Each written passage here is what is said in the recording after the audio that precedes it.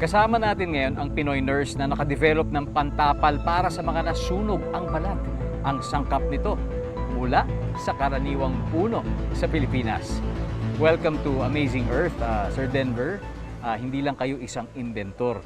So pwede bang ikwento nyo sa amin kung ano bang ginagawa ninyo dati bago nyo na-imbento itong produktong ito?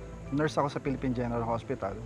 Doon ko naisip na gumawa ng pantapal na sugat, which is I call it Coco Patch. No? Actually, napakalaking bahagi niya sa exposure ko sa PGH kasi doon nabuo yung pagmamalasakit. Ano ba ang top 3 benefits ng paggamit itong produkto ninyo, Denver? Actually, it's comforting, unang-una. Tapos, pag tinanggal mo, hindi dumidikit. Tapos, ang pangatlo is moisture balance. Kasi kadalasan notion ng tao, kailangan ng sugat tuyo, no? Which is mali.